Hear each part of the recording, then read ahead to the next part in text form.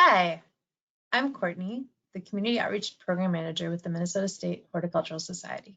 We're missing seeing all of you at the Home and Garden Show this year and can't wait till March 2022 to see you all again in person. In lieu of getting your bulbs at the show this year, you can order them from the northerngardener.org website, and we thought it would be nice to share some info on planting summer flowering bulbs in your garden ahead of the opportunity for you to order them.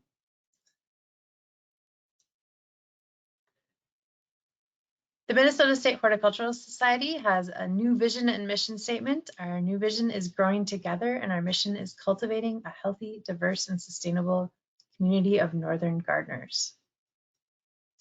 So there are two different types of bulbs. There are spring bulbs that are planted in the fall, and there are summer bulbs that are planted in the spring. The bulbs we're considering are the summer bloomers, and they are planted in the springtime. They bloom in the summer, and they include hardy bulbs like lilies, as well as dahlias, calla lilies, and gladiolas, and other summer bloomers for the garden and vase. Hardy bulbs can be left in the ground over the winter to bloom again next year. Tender bulbs, such as dahlias, must be pulled in the fall and stored indoors over the winter. When you're thinking about site planning and garden design, it's good to choose a sunny location with good drainage.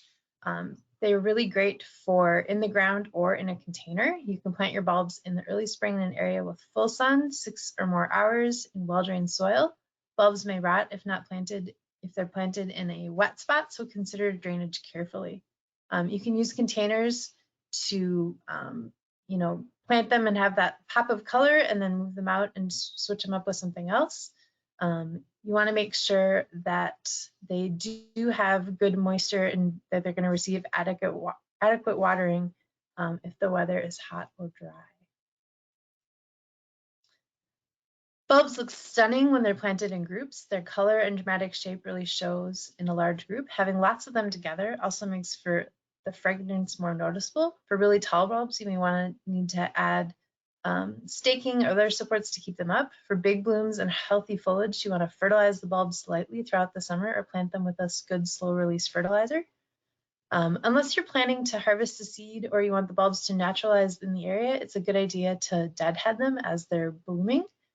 This will prevent the plant from putting their energy into creating seeds, and it also gives it a nice, neat look.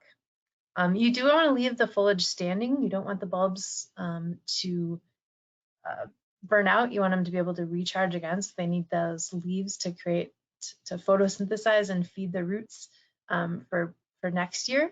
And so that's important to leave them standing. You also might want to think about if the foliage is looking really ratty, just cutting it back, but leaving a good chunk of it there. It's nice to be able to kind of just, hide that dying foliage with other plants and use them really as companion plants with other plants. You want to avoid wet spots. You want to loosen the soil, amend the soil with organic matter like compost or shredded leaf mulch. That can help just increase the aeration in the soil and provide a good solid base for the bulbs when you're planting them.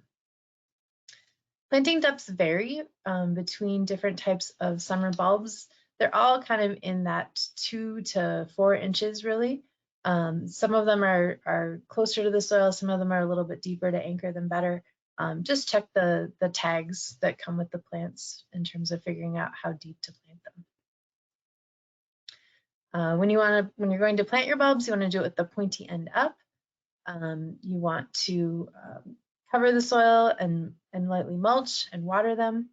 Bunnies, gophers, and other garden thugs they love the taste of those tender bulbs, foliage, or the bulbs themselves. So you want to protect them when you're planting them. You can do this by laying a piece of chicken wire over the planted area and anchoring it with some U-shaped staples that are normally used for landscape fabric. Cover the wire up with mulch, and the wire will make digging up those bulbs really difficult for the critters, and the bulbs will easily grow through the wire holes.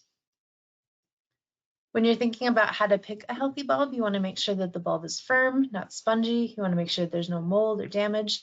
And generally, you don't want to have like fresh root growth or sprouting. Lilies are the exception to that. They will start to sprout, and that's just fine. They'll be just fine. You can go take them home and plant them.